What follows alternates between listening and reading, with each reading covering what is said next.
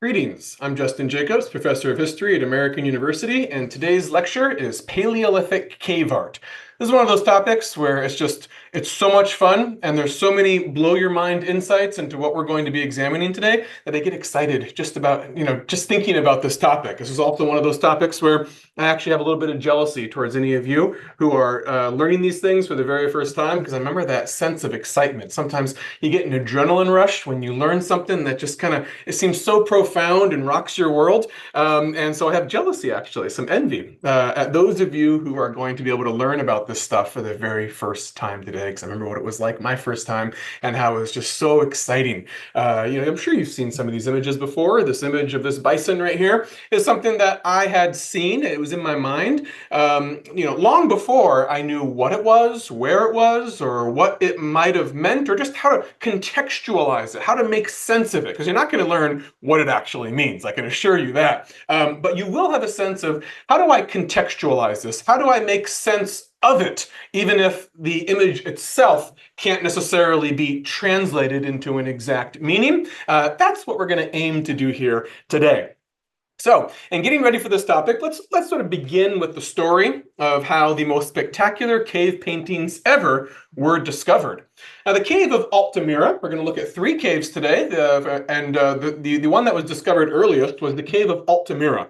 Altamira is nestled among limestone hills that rise around the village of Santillana del Mar, about 2 miles from the northern coast of Spain.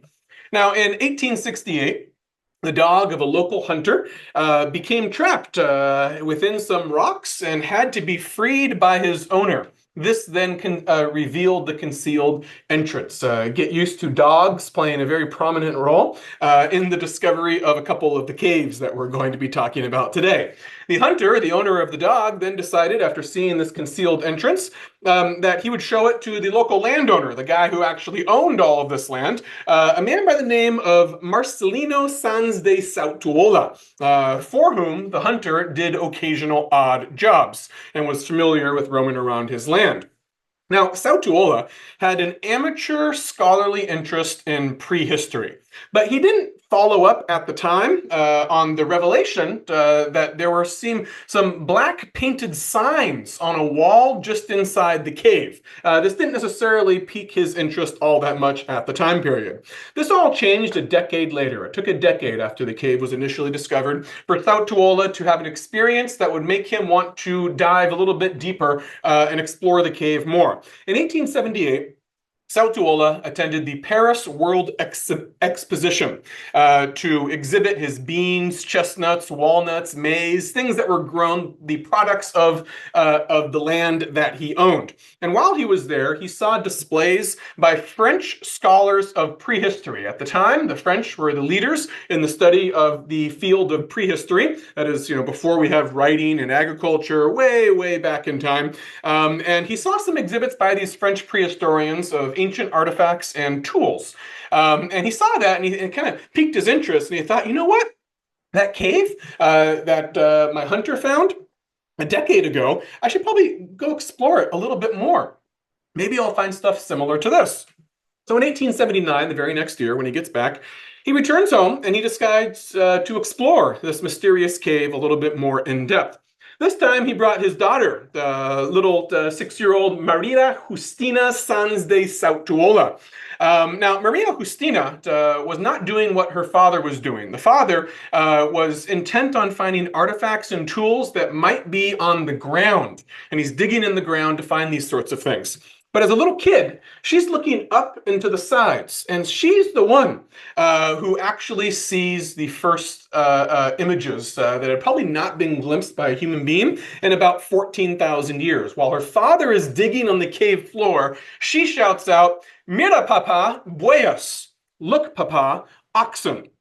She was probably the first person in 14,000 years to see the famous bison on the great panel on the ceiling of the polychrome chamber. There's a historical photo of little Maria Justina on the left, and here are two actors playing her, and Antonio Banderas playing her father in the film Altamira, recreating this very famous scene.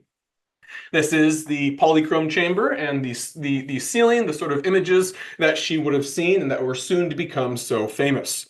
Now, the reception of Sautuola and his daughter Maria Justina's discovery at the time was skepticism and hostility. The revelation of prehistoric color paintings, not just crude stick figures or ugly figurines, or just one color, maybe just black charcoal on the bare surface of the rock, that was too sudden and too bold for most people to accept at the time. See, Altamira, here we're looking at the ceiling again, with its mixture of colors, was the most visually spectacular and eye-catching of pretty much any cave art that would ever be found anywhere, including all the way up to the present day. There's really nothing in terms of both execution, style, and color that ever will surpass the bison that you're looking at right here.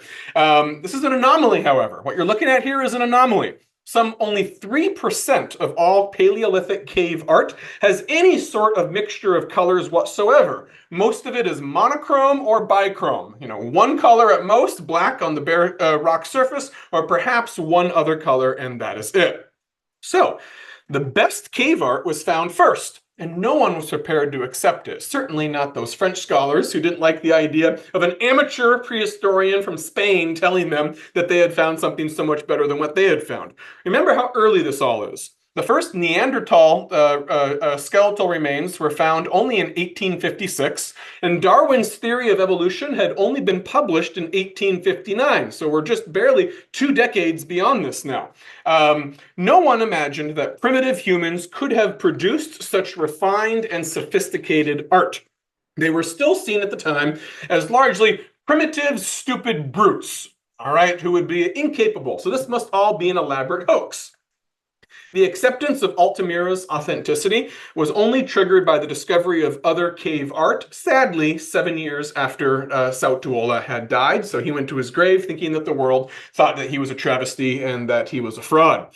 It was in 1895, a cave in the Dordogne region, La Mouth in France, was found with similar bison depictions and the remains of an ancient lamp. That was one of the big critiques of the French prehistorians. They said, you have no evidence of a form of lighting, portable lighting that was brought into this cave. How could they possibly have had the light to produce these paintings? Well, finally, the French themselves find some evidence of stone Paleolithic lamps in which you pour some animal fat or oil into it, light it up.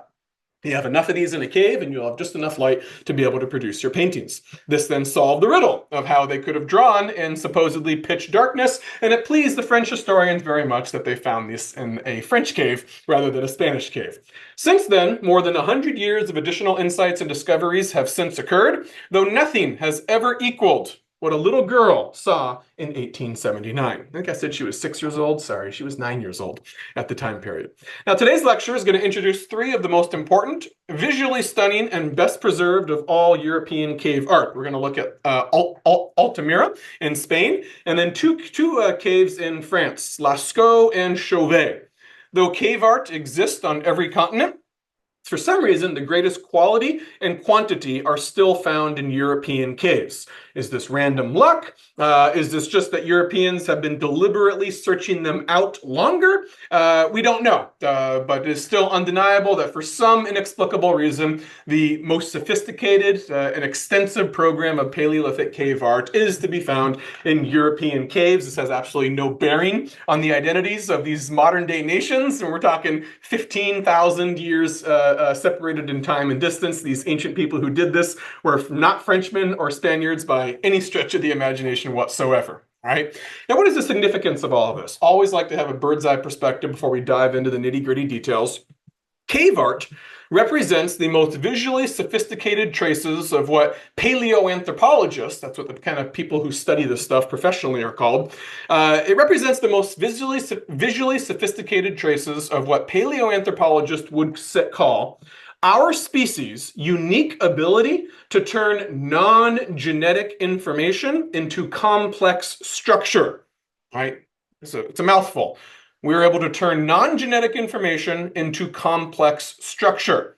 Every life organism can turn genetic information into complex structure. You don't even have to think about it. Your body has the information passed down through your genes, and it produces these miracles of life like fingers and eyelids and eyelashes and all these sort of things. You don't even have to do it. It just happens.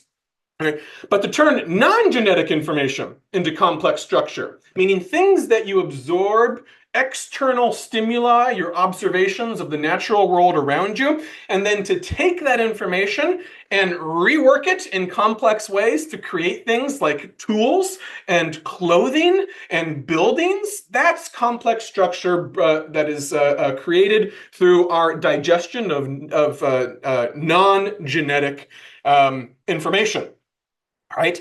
This structure, all right, the complex structure produced by non-genetic information that only our species can really do, in the form of whether it takes the form of tools or spoken language, in turn facilitates complex communication and thus cooperation with large numbers of other humans through complex visual signs long before the first written scripts were ever developed.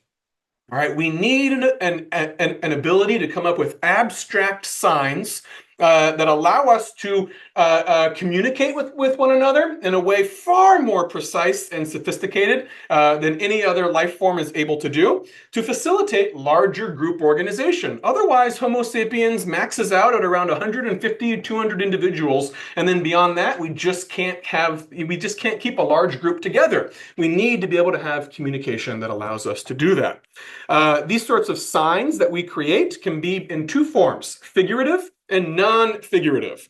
And both of them are a necessary precursor to forming ever larger cooperative groups capable of transmitting stored knowledge across generations. All right, something that no other animal organism can do. A figurative sign is basically something that's drawn that looks like what it's supposed to look like. It's a depiction that is reasonably accurate of a real-life counterpart. This here is a megaloceros, an extinct form of a giant deer. And it's supposed to actually look like that. So it's figurative. Non-figurative is a series of dots, and maybe that rectangle as well, in which you don't know exactly what the meaning is supposed to represent. Some sort of meaning is being communicated here, but it's not simply a counterpart of this number of dots out in the world. It's something a little more abstract than that. That's non-figurative, something that doesn't look like its real-life counterpart, or maybe doesn't even have a real-life counterpart. With these two forms of information transmission, our species can do something that no other life form can. We can transcend evolutionary time by outpacing our evolutionary competitors and using the accumulated knowledge of the ages to build civilizations and get a leg up on all of our natural competitors in the world. Right? Every other life form is sort of in an arms race with other species, and every single time someone gets a little bit of an edge, someone else sort of catches up, tweaks their competitive abilities and manages to catch up. And there's this natural form of checks and balances. It's hard to really leap over and get a technological transformation that no other species can catch up to. Humans alone can do that. Humans alone can do that. We today, the knowledge that I'm passing on to you here today is the accumulation of over a century of study by people who are now dead. Right? The ability to read a book that was written 500 years ago and basically enter the mind of someone who's been dead for 500 years. Do you have any idea what a miracle that is? That's such a miracle. Every time you open a book of someone who is alive, it's a miracle. Someone who's not here present with me. I'm entering their mind by reading words they've managed to put down on paper. Complex information transmission. And it's even more of a miracle when those people are dead for hundreds of years, and then we pass that information along. It accumulates. So we are the beneficiaries of thousands, tens of thousands of years of information transmission across the generations, of turning non-genetic information into complex structure, and then passing the knowledge of how to do that onto the next generation so they don't have to reinvent the wheel all over again. And they can just build on top of it. This gives us an advantage that no other species has. This is why humans dominate the world today. We have no great physical gifts as Homo sapiens, but we do have what paleoanthropologists referred to as a superbrain. Yeah, they could have come up with a cooler word, but they came up with superbrain. That's actually the technical term for it. Our superbrains store and transmit the accumulated knowledge of thousands of generations and billions of humans who have ever lived. Oh, it's a lot of complex structure in the form of language and tools and knowledge. Paleolithic cave art is showing our superbrains in action in all of its glory for the very first time, communicating complex structure across both time and space. All right. The things we can communicate are mind-boggling when you sit down and compare it to what other life organisms are able to communicate. We invent the concept of time. Time isn't a thing. It doesn't actually exist in the world. We invented the concept of time. We live in yesterday, tomorrow, today, 3 weeks from now, 10 years ago. We live in these abstract, invented, artificial delineations of the passage of time. My dog, it's always now. It's always now. All right? It's not always now for us. It's always now, and it's always yesterday and tomorrow. That's an example of the abstractions of something like time, something that seems so simple and obvious, that we've invented. And we can use it to organize our cooperation with other human beings and get into these massive groups of nations, empires, whatever, that no other species stands a chance of when they're in direct competition with us. Paleolithic cave art is showing this process of information transmission, communicating complex structure across time and space for the very first time. They're leaving records, visual and written records of this happening. We may not always know exactly what it means.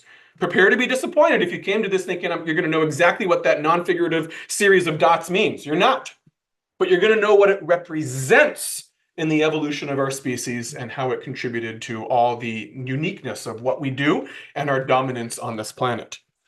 Let's look at the archaeological context. Our time frame is going to be from about 35,000 years ago, that's the Chauvet cave, the one we'll end on, to about 15 to 13,000 years ago, that's the two caves of Altamira and Lasco. All this, think about it as kind of just before the era, just before the dawn of agriculture. Chronologically, this is part of what is known as the Upper Paleolithic era, which runs about 50,000 to 10,000 years ago in human prehistory. Next stages after this are going to be the Mesolithic and the Neolithic. You probably heard of that one before, the New Stone Age. And then finally, the beginning of agriculture and dense urban communities.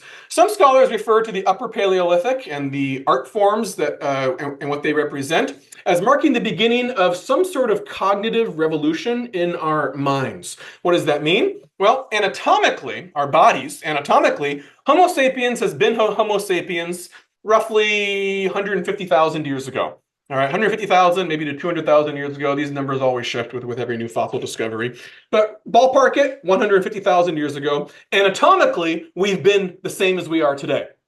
But it was only around 75 to 50,000 years ago, all right, after our species' second and final dispersal out of Africa, that the prehistorical archaeological record rapidly begins to diversify. And we start to see more complex forms of art and symbolic abstract thought that previous homonyms, related species, or even earlier Homo sapiens, all right, back when we were anatomically Homo sapiens, the earliest ones, had not demonstrated. All right, previously, earlier Homo sapiens and closely related hominins like Australopithecus and Neanderthals had evinced some form of modest yet deliberate aesthetic sense. For instance, they would do things like this. They would transport objects that were curiously formed by nature and move them deliberately somewhere else. Seems like a simple thing, but it actually is quite momentous. 3 million years ago, an Australopithecine transported a naturally formed red ironstone resembling a human face 20 miles into a cave in South Africa. This was not bored into it to resemble a face. It naturally appeared like this through erosionary processes in nature. So they didn't make this, but someone, an Australopithecine, a closely related species ancestor, was affected by this. They saw something in this, and it meant something to them, and they deliberately transported it to another location for some sort of purpose that is lost to us today. That's a deliberate action worthy of note.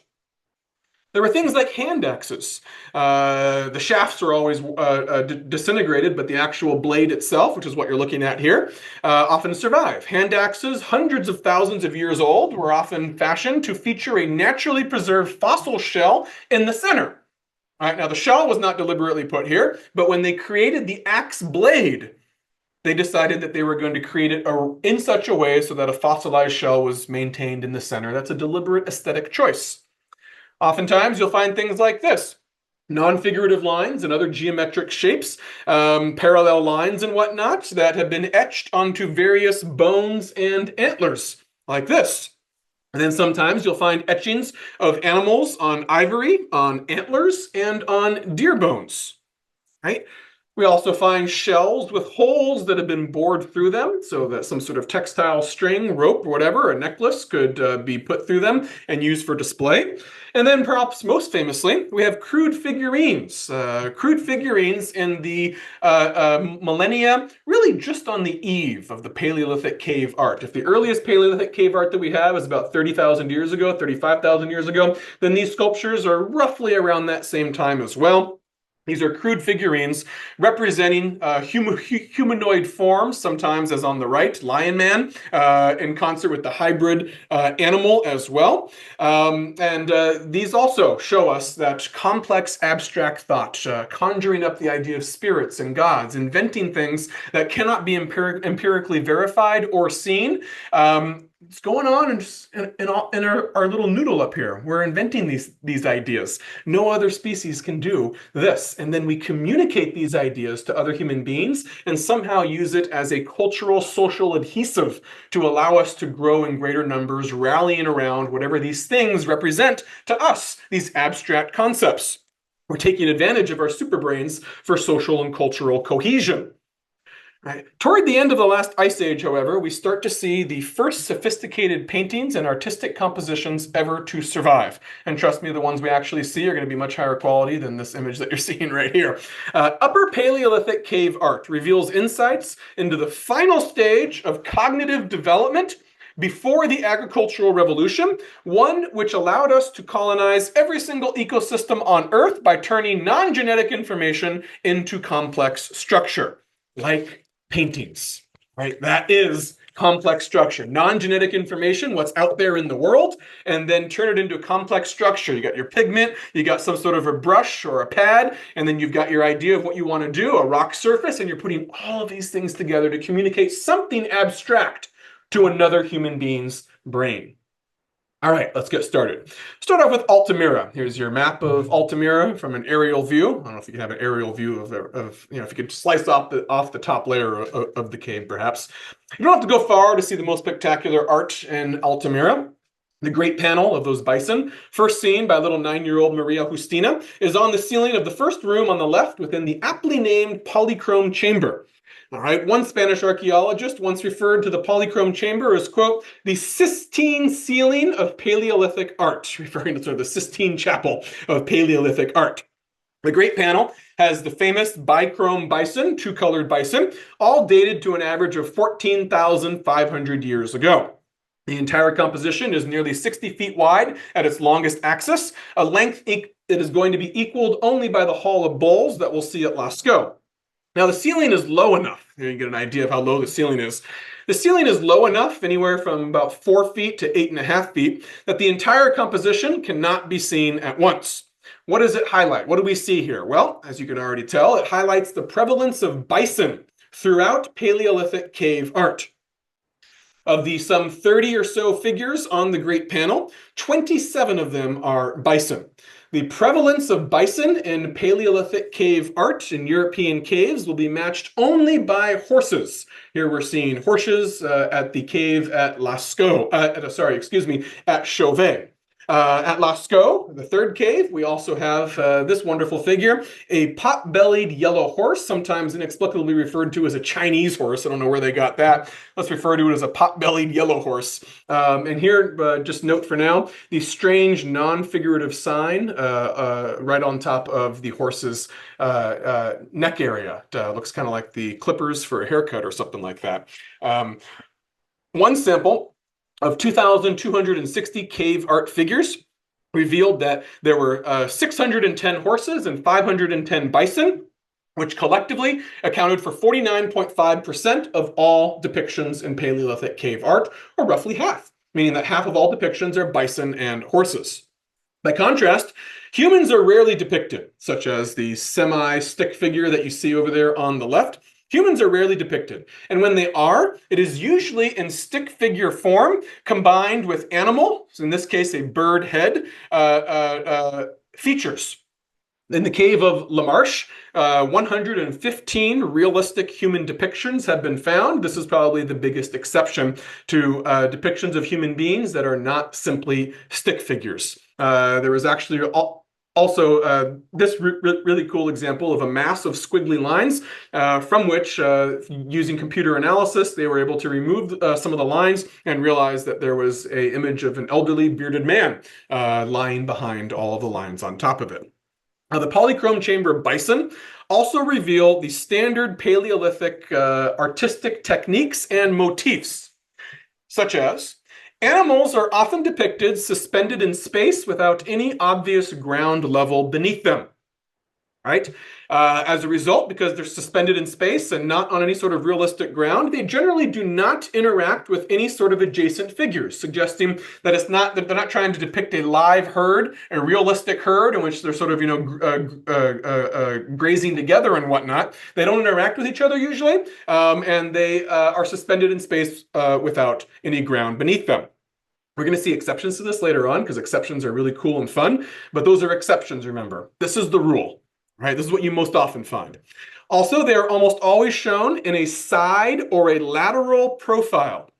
The polychrome chamber animals all face either left or right, never toward or away from the viewer. So, perhaps thanks goodness, you're never looking directly at the butt of a bison.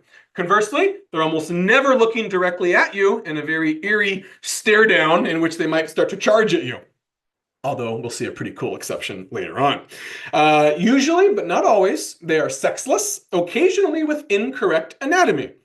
They also show no sign of correction or revision. Rubbing things out, or it's obvious that something was drawn on top of something. The implications of no corrections is that these are probably specialists. These are not amateur doodlers. There was someone who had this special skill that was cultivated, and they were deputed to go into the caves and execute these paintings, and they did execute them with a high degree of skill and accuracy.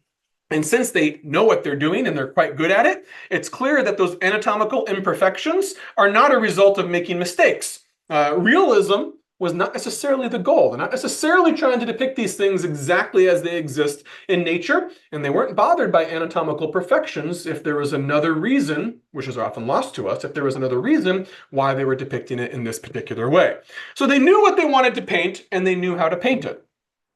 The polychrome chamber also highlights two other themes: the standard color palette and the integration of natural contours of the rock wall surface into the composition. What about the color palette? Well, the color palette was comprised mostly of what we might refer to as earth tones. Colors such as black, red, yellow, and brown, the kind of colors that you find naturally in dirt, the colors of the soil, the colors of the earth. Very rarely you might find white as well. Not the white of a pale rock surface, but actual white pigment. Black predominates. Among all the earth tones, black is the one you see the most. 48% of all cave art, or roughly half, is done just in black outlines with nothing else.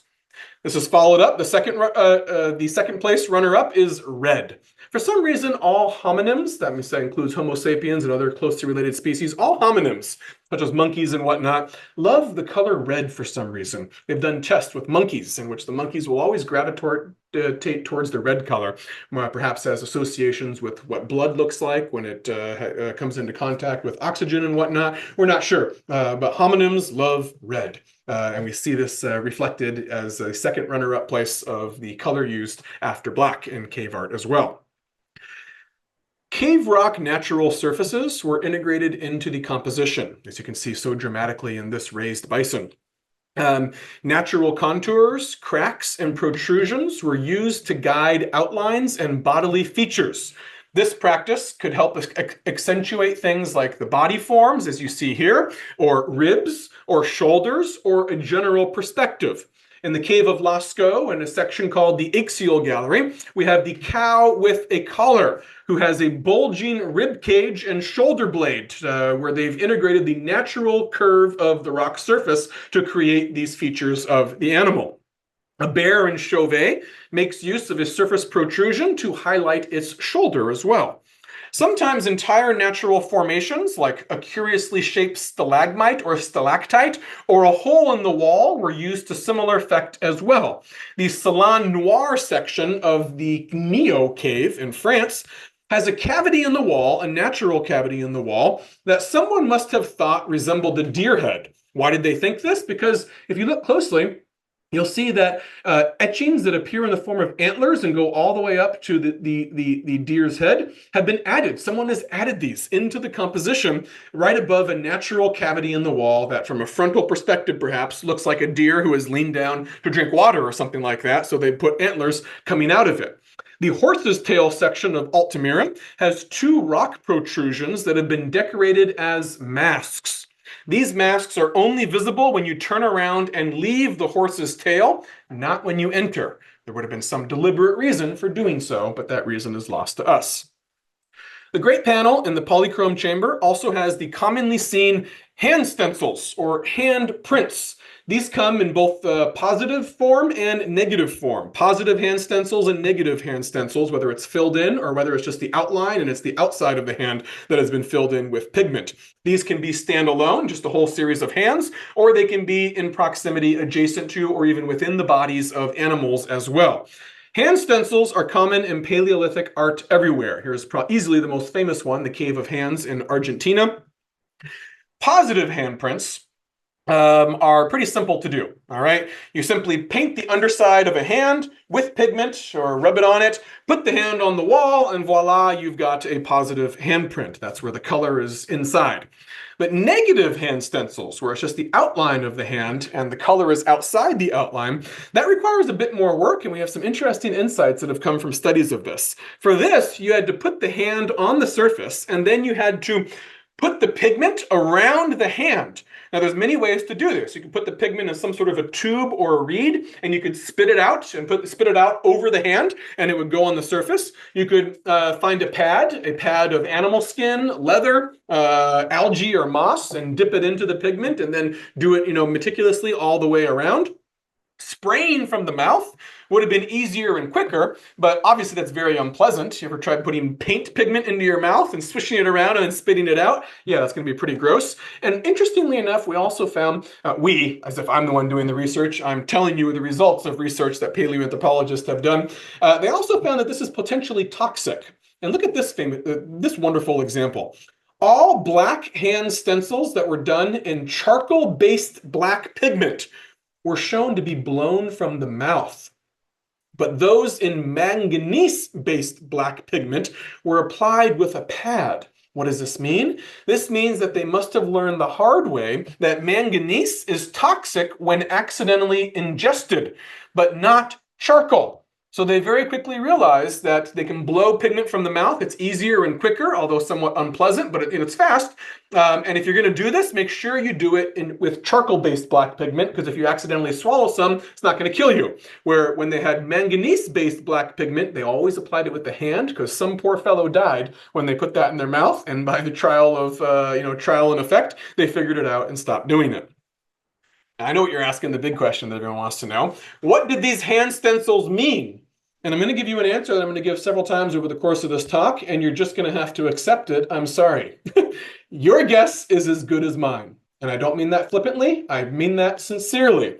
It could mean I was here. It could be a signature of some sort. It could be a mark of property. Maybe all these hands are announcing to the world that, this tribe who paints their hands in this particular way owns this cave and the land around it. We don't know.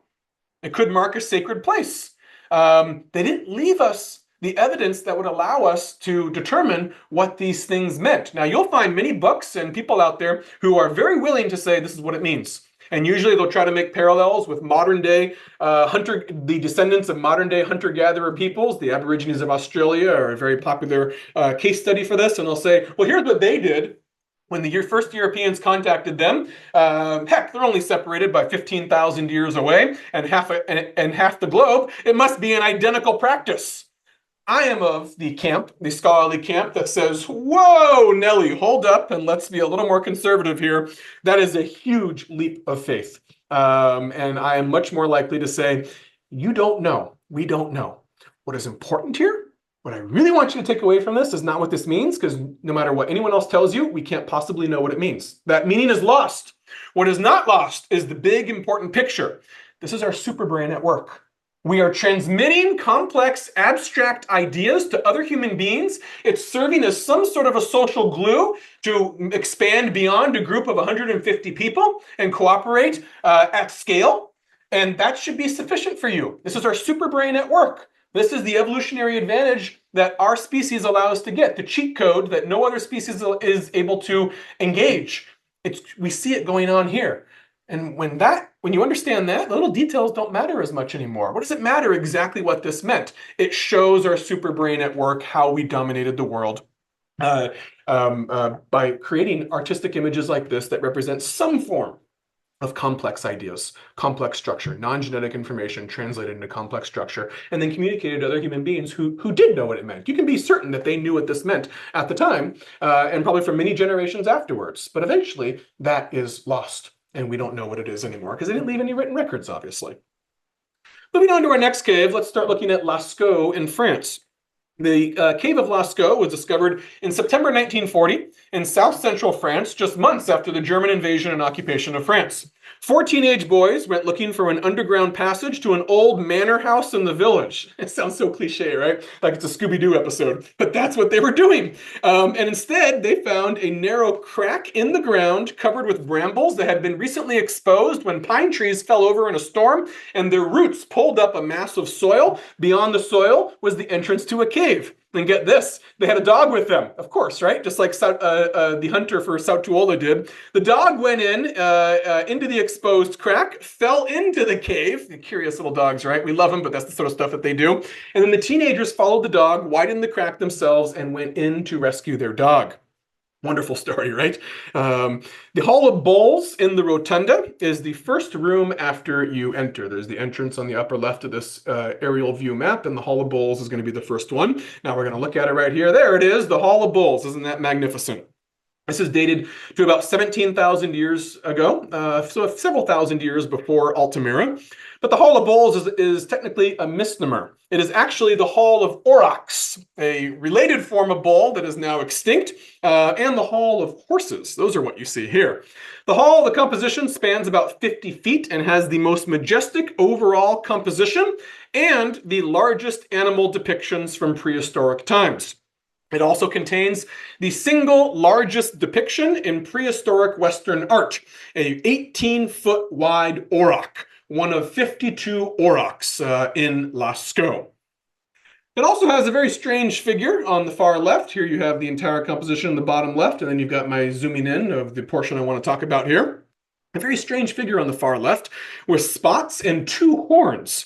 Unable to classify its hybrid parts as any animal known or unknown, scholars have instead taken to calling it the unicorn, which seems a strange choice since unicorns have but 1 horn. More likely they mean unicorn in the sense that it's very unique and unprecedented, and probably this is an imaginary animal that was conjured up by the minds of the people who painted this. For what reason, we don't know, but there was definitely going to be a reason behind it that people at the time would have understood what this meant. Now, the Hall of Bowls also makes use of a rare imaginary ground level. See that dark band of naturally colored rock about 5 feet above the actual ground level of where this guy is standing. This makes the animals look a little bit less suspended in space and more like they are in motion. All right, remember, we can always talk about exceptions. There are always fascinating exceptions to the rule. So perhaps those 2 aurochs at the center are actually facing off one another, about to lock horns perhaps. This, however, keep in mind, is pure speculation. And there's still lots of suspended animals here if you care to look. Right off the top of my head, there's a horse who's suspended. He's certainly not on the ground. Not all the animals here are actually on the ground. So, we already have some anomalies to the exception that make you think twice about what sort of conclusions you're going to make here. Unlike the low ceiling at the polychrome chamber at Altamira, the depictions on the rotunda at Lasco are about 11 to 13 feet above the current ground level. Here's a good photo that illustrates how high above ground level they are, back when tourists were allowed to go into the cave on a regular basis. So if they were that high up, scaffolding, some sort of scaffolding had to be used in order to reach that high comfortably where you could draw these massive paintings, especially since we know that the ground level was actually lower. It seems like this was actually 19 feet above ground level at the time that people were actually going in and drawing these original paintings. So you're wondering, where are we going to find evidence for wooden scaffolding? Well, the wood is long gone, but in the nearby Axial Gallery, scholars have found a series of 20 holes in the wall that were stuffed with clay, presumably to hold the ends of wooden branches in place. And there you then can connect the wooden branches with leather and various other types of ropes and string, put animal skin over it, and before long you've got scaffolding that you could climb up safely and comfortably and have the time that you need in order to paint these things on the wall.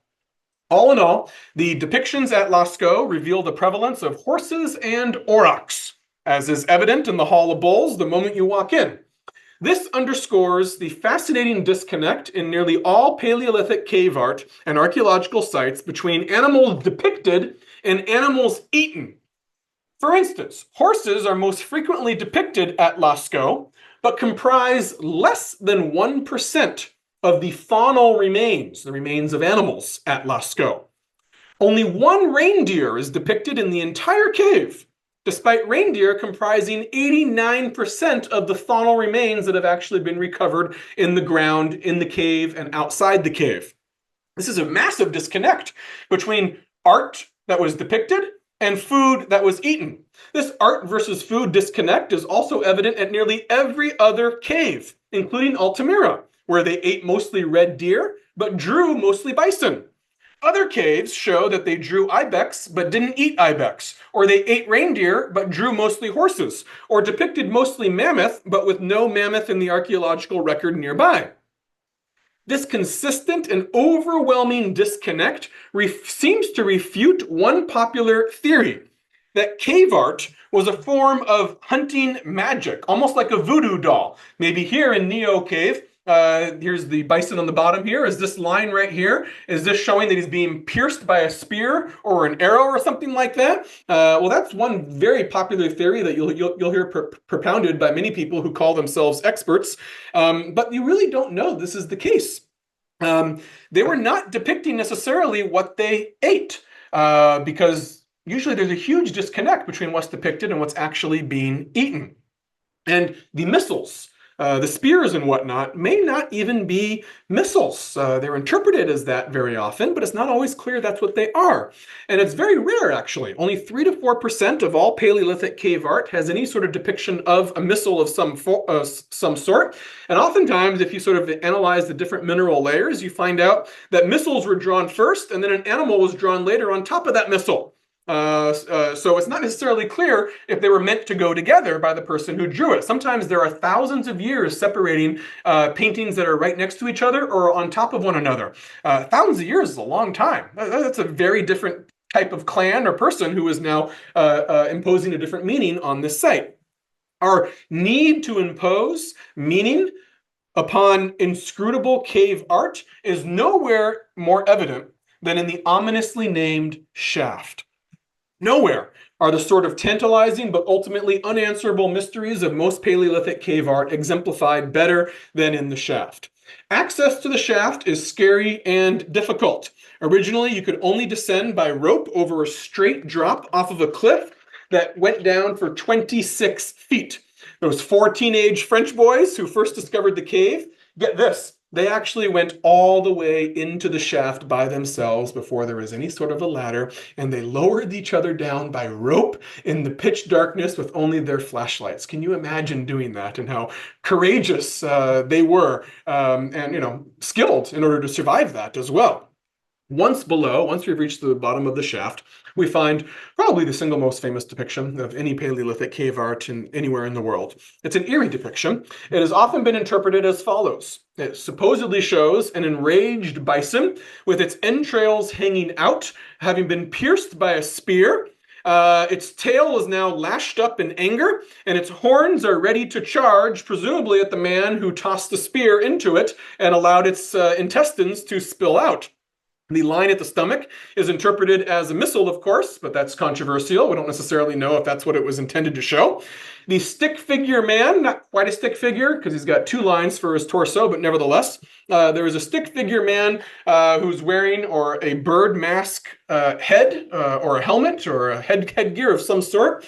And I don't know how else to say it. There's no other delicate way to put it. He appears to have an erection as well. And he's being knocked over by a charging bison. I don't know about you. Seems like a very strange time to get an erection, but that's what the interpretation says is going on here. And then next to the man, there is a staff of some sort with a bird on top of it, a bird head staff. We don't know what all this stuff means. And then if you actually take your view out further and get a wider perspective, you realize that that's not the end of the composition. Further to the left is a totally aloof rhinoceros. There were rhinoceroses in Europe at this time period, and he's totally aloof. He seems to be completely unaware of this incredibly dramatic scene that's going on over here, just to the right.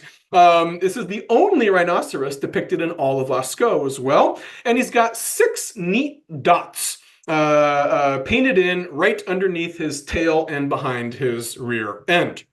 This scene has given rise to so many theories about cave art being used for some sort of initiation ceremonies overseen by shamans, usually based on ethnographic parallels with so-called primitive hunter-gatherer societies today.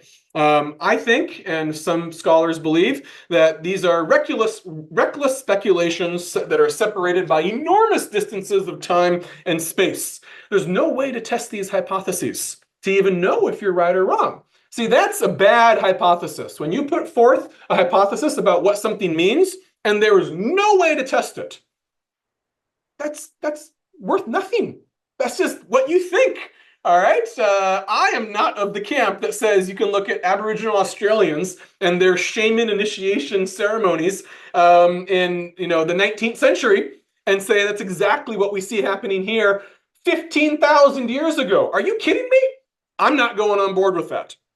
Right? Unless you have a time machine and you can go back and you can converse with the people who drew this, you have no idea what this incredibly enigmatic, mysterious depiction means in the shaft. Okay? We have no living informants, no oral histories to access, no written text. So let's stick with observable patterns that recur. However, since our sample size of what actually survives in cave art is like way less than 1% of what was actually produced, even common patterns can be dislodged by the discovery of a single new cave, as the cave of Chauvet, our third and final cave, will show. There's the entrance to Chauvet. This was discovered relatively recently, December 1994 in southeastern France, by 3 professional speleologists. That's a fancy word for people who like to explore and discover new caves, who go spelunking for a living. As always, there were initial fears that this was an elaborate hoax, but eventually it was not only verified as authentic, but also significantly older than Altamira or Lasco. Altamira and Lasco are about 15,000 to 17,000 years ago. The art at Chauvet is at least 30,000 years old, putting it much closer to that Lion Man and that Venus figurine that we saw at the beginning of this lecture as well. This is twice as old as Altamira or Lasco. So Chauvet is a reminder of just how preliminary and precarious our knowledge of Paleolithic cave art is, since only a fraction of the whole actually survives. This is evident first and almost immediately in the type of fauna that are depicted in Chauvet. Of 216 officially identified figures in one survey, 47 are rhinoceroses. That's 22%, or just over a fifth, of all figures, representing cumulatively 75% of all known depictions of rhinoceroses in all Paleolithic cave art. Right? The discovery of one cave just shatters the representational proportions that we've seen so far. Horses and bison, which are by far the most commonly depicted fauna elsewhere, are only the 4th and 5th most frequently depicted figures in Chauvet. But it wasn't just the rhino. Chauvet also has a prevalence of big cats, 36 or 17% of all depictions. They have a prevalence of bears. There are 12 bears depicted there, or 5.5% of all bears. And these are very rare in other caves. Chauvet also has two Paleolithic anomalies, things seen nowhere else. I might use a literary term, hapax legomenon. Hapax legomenon refers to a word in an ancient text that only survives in one manuscript, has no evidence of it ever surviving anywhere else. That's a hapax legomenon. Sorry, my old English roots and English undergrad are betraying me here. In Paleolithic cave art, we have an owl in Chauvet, traced in what is known as mold milk, a soft sort of clayish surface where you can just trace it with your fingers. This is the only owl depicted anywhere in Paleolithic cave art, and a panther in the bottom right, also in Chauvet. Chauvet is probably most famous for its evidence of bear remains.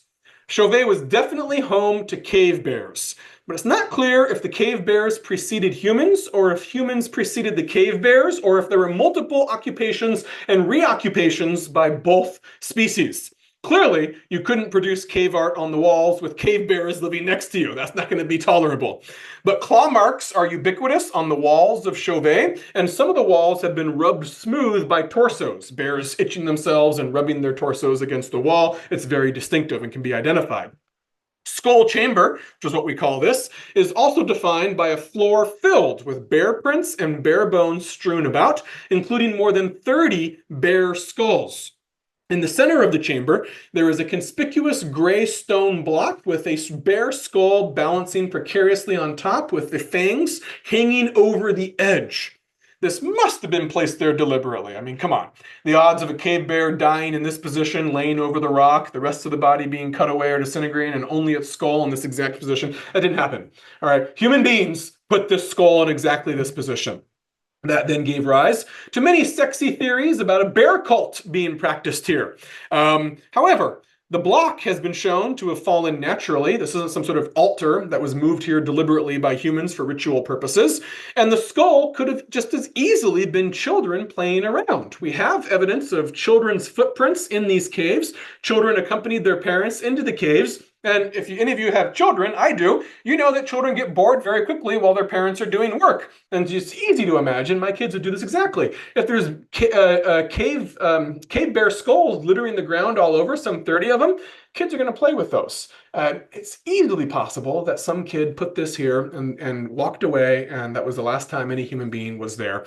That's how easy it is to come up with an alternative speculative theory that you cannot prove. So don't try to speculate. We don't know what this means. We have no idea if this is evidence of a bear cult, just because this skull is here on top of a rock. Another rarely depicted animal can be found in what is known as the lion panel. Look at that, how magnificent it is. Even though it's pretty much just one color, black on the natural rock surface, look what they've been able to do with the skill of their drawing. Here we see a rare prevalence of felines. Here's the overall panel, and then I'm going to show you the individual section we're going to zoom into. There it is. We see a rare prevalence of felines on the far right and a striking montage of lion heads, almost like they give the impression of motion, like they're in a herd running around here, or almost like an animation flip book. It's pretty remarkable. Further to the left, at the center of the composition, outlined there in a red box, stands an awkward young woolly mammoth who is ascending vertically, it appears, on odd ball-shaped feet. This is not the only oddly depicted mammoth in Chauvet. We also have a mammoth who appears to have 3 magnificent tusks. I count 1, 2, 3. That is not an illusion. There's definitely 3 right there.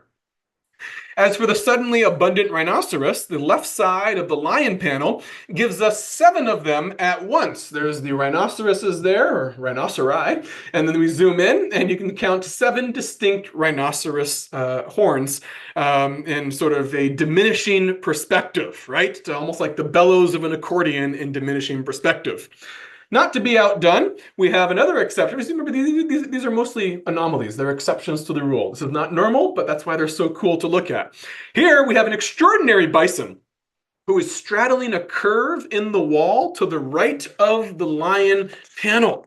Right? The bison is drawn in almost unprecedented partial frontal perspective, with his head turned 90 degrees from a side profile body to look unnervingly directly at the viewers. One of the only examples of any animal depicted in Paleolithic cave art that is looking right at you. If that's not unnerving, I don't know what else could be. Not only that, but this perspective is only made possible by utilizing the natural curve of the rock wall around a bend. Chauvet also includes a rare depiction of motion and interaction.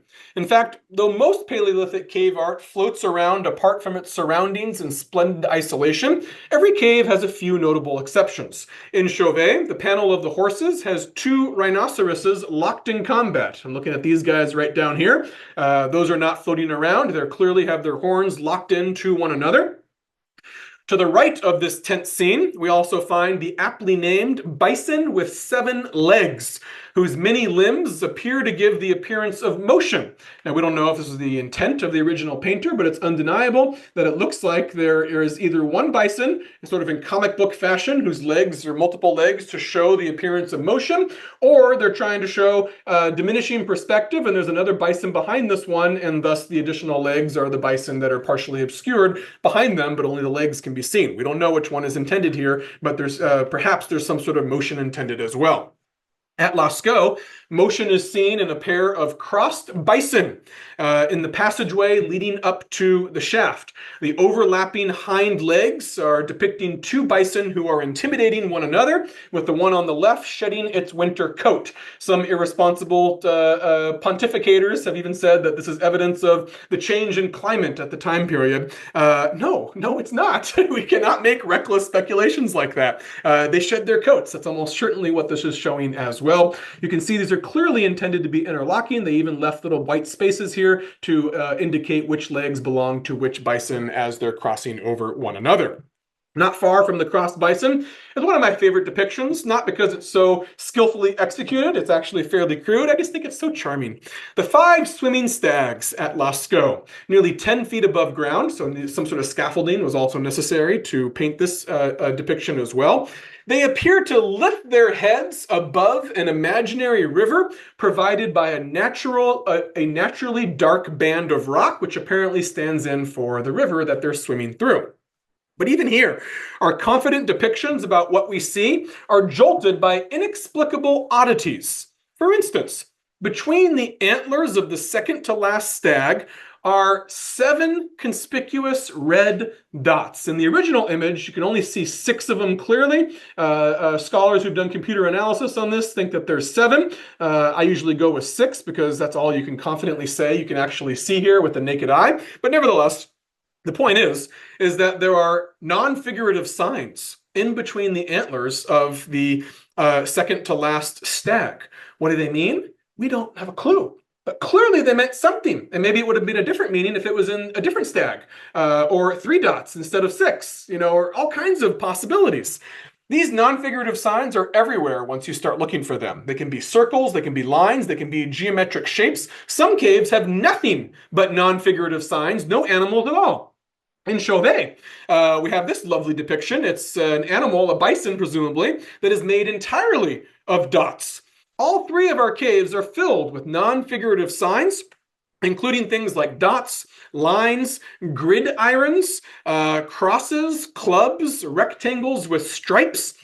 Sometimes they're depicted as a single sign or in groups of signs. Sometimes they are next to animals or they are inside of animals. Here is a black and white depiction so you can get a clear idea of sometimes the signs being out, sometimes in, and then the actual color images of the various signs, the grids over here on the bottom left, this little sign that looks like a hair clipper above the pot-bellied yellow horse, some sort of lines right here above this aurochs snout, and then all of these lines weaving in a very particular fashion, lines, dots, beneath a yellow pot-bellied horse.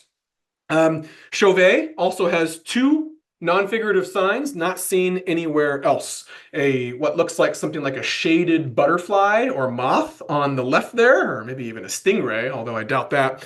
And then on the right, what looks like a large creepy insect of some sort. As if these caves weren't creepy enough, you have to look at things like this as well. Let's be honest with ourselves, we have no idea what any of these non-figurative signs mean. It is believed that they do not represent the sounds of speech and that they are not the precursors to an actual written script.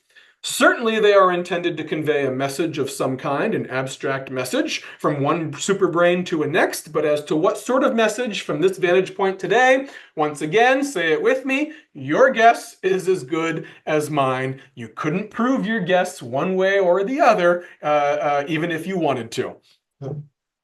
There are other mysteries as well. Why did they paint in some areas but not in others? Some compositions, such as the polychrome chamber at Altamira and here the Hall of Bulls at Lasco, were clearly designed for public viewing, right? A bunch of people in there looking at what they see. But others, such as those at the bottom of the shaft in Lasco, are exceedingly difficult to access. A few were even impossible to reach and thus had to be drawn blind, so to speak, by reaching around an obstacle into a dark space. Were these intended only to be seen by supernatural beings? And sometimes natural elements of the cave aren't used within the composition, but rather to frame the entire composition. Look at this cool one. There's two natural columns in the foreground here on the left and the right side of this photograph. Two natural columns in the Cognac cave in France were painted red. That's not natural red pigment. Those columns were painted red to frame a red ibex that has been drawn so as to be perfectly framed in between these two columns. At Peshmeral Cave, you have a cave that the rock face itself is already shaped in the form of a horse's snout, so they've likely encouraged the drawing of a horse head there. You also see here a lot of negative handprints around adjacent to the animals and a bunch of dots both inside and outside of the horse. And then there are the acoustic and the lighting of these caves. Lighting. They have nothing like the perfect lighting that we have today. The vast majority of images I've been showing you in this lecture are brightly lit with floodlights and whatnot, and it's a perfect image where you can see everything. On the bottom is much more likely what they would have seen. All right, you would have a flickering light. It would have been much more creepy. It would have been much darker around you, and likely the cast of the light and shadows and the flickering was a part of the experience of what you were seeing and communicating at the time as well. And then there are the acoustics. Scholars have done some pretty innovative studies here. They've been able to show that when they go inside certain rooms and yell and beat drums and whatnot, a sight that I'd love to see, scholars doing that, some of the most densely painted chambers produce the highest decibels of sound. Stealthy feline rooms produce fewer decibels, while empty, undecorated rooms sometimes produce no decibels at all.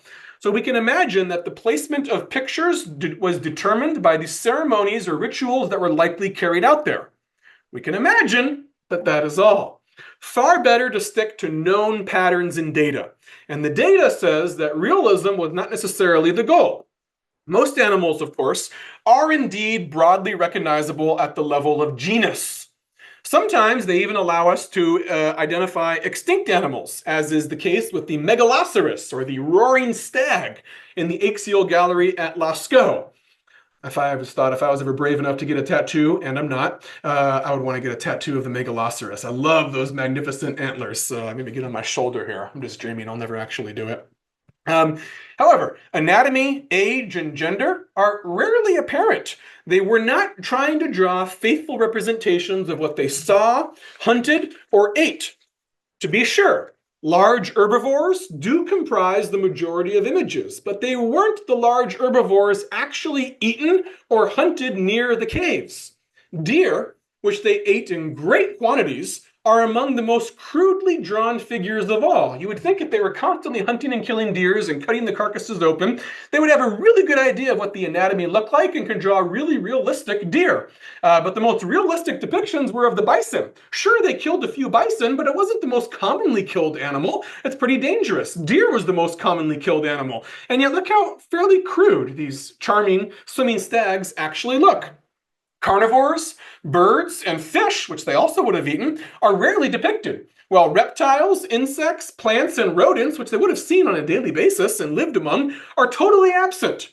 All right? So they're deliberately choosing what they're going to depict. These things have meaning, abstract meaning that is being communicated to other brains. We don't know what that meaning is, but something's being transmitted here. A handful of human likenesses confirm that they could have drawn more if they wanted to, but they didn't really want to. Apparently, the only part of our anatomy worth depicting was our hands, and we don't know what those stencils mean. I was here, I own this place is sacred. The only thing we know for certain is that nothing was random. Everything was pregnant with meaning of some sort, but those meanings are now lost to us. No doubt an important message was being communicated, but that message was not intended for us living 15 to 30,000 years later. It's likely that some form of animal exploitation is involved. But, just to speculate here, what if one pot-bellied yellow horse with the hair clipper non-figurative sign above it was intended to represent its actual living counterpart that you're going to go hunting, while another pot-bellied yellow horse with 24 dots drawn in a very specific pattern beneath it simply was intended to represent a clan that wears the hides of this animal in its rituals. Once you get going with this sort of stuff, the possibilities are endless. Every time I give this talk to the public, I'll have almost every single question is, what do you think about this sign or this meaning this? And every time my answer is, well, that's interesting, but you have no way to prove or disprove that. We do not know what it means. All right. As such, it is imperative that the caves are preserved so we can reassess their content whenever new caves like Chauvet come to light. Unfortunately, access was once so permissive that Altamira and Lasco suffered grievous damage from mold and discoloration. At the height of its popularity, Lasco allowed 2,000 visitors per day, each of whom emitted 20 liters of carbon dioxide. Can you imagine? Both caves, as a result, are now closed to visitors, and if you want to get an experience of these caves, you'll have to go to nearby reconstructions in visitor centers. They are quite good reconstructions, but nevertheless, they are reconstructions. You cannot get into the cave unless you're a handful of 4 or 5 scientists who apply and are admitted for very short periods of monitored time. Otherwise, you're not getting in there. There is one interesting exception. The German director, famous director Werner Herzog, has a documentary called Cave of Forgotten Dreams, in which he was able to get exclusive access to go into Chauvet and film it. I recommend watching that. It's absolutely fascinating to see them being able to go in, but again, that's special permission. You and I are not getting that permission. Now, with so many restrictions and mysteries, sometimes it feels like we know little more than little Maria Justina 150 years ago. But I think the bigger picture is clear if we don't obsess over details, and we'll end with this enigmatic, mysterious image from the shaft that has been interpreted recklessly so many times. And the bigger picture is this. Paleolithic cave art was a sophisticated form of knowledge transmission facilitated by the cognitive revolution, which coincided with the second and final dispersal of our species out of Africa some 75,000 to 60,000 years ago. Good thing we're finishing up here because they're mowing the lawn in the yard right next to me. We don't know what type of knowledge they communicated, but the fact that they communicated anything abstract across time and space is significant in and of itself and should be enough to satisfy both you and me. The ability to communicate with each other through complex signs and imagery, that is, to turn non-genetic information into structure in the form of language or tools, was essential to the formation of larger groups of Homo sapiens and helped to create our superbrain. Paleolithic cave art is one example of our species' secret cognitive weapon. That is, we can transcend the evolutionary constraints of time and space to form ever larger groups based on the expression of abstract thoughts for both the living and those not yet born, right? Remember, you can open up a book and access the thoughts of the English poet John Milton, who lived 400 years ago. Come on, don't tell me that's not an absolute miracle. No other species can do anything like that at all. And then I can rework his thoughts. I can build upon them. All right, that's what our species can do. It's absolutely incredible. It's like we have a cheat code for evolution. Every other animal has to play by the rules. And in this arms race, watch all their competitors eventually catch up. But we don't. Homo sapiens doesn't have to play by the rules. It's just not fair. And cave art shows our unfair advantage in action. Other animals transform mainly only genetic information into biological structure. They can't necessarily pass on the accumulated knowledge across time and space. All right, they might have instinct, but the instinct is very different from accumulated abstract knowledge passed down through our brains. right? So in the final analysis, our ancestors, our collective ancestors, weren't painting what they saw, they were painting what they thought. And that gives our species the cognitive advantage over every other organism on the planet and provided the organizational tools to build civilization itself. Right? We may not know exactly what they thought, but the fact that they are depicting abstract thoughts in their mind for consumption by other brains, that is the takeaway message. Hope you've enjoyed this talk. And now you can envy people the next time that they get to learn about this stuff for the first time ever. Thank you very much and take care.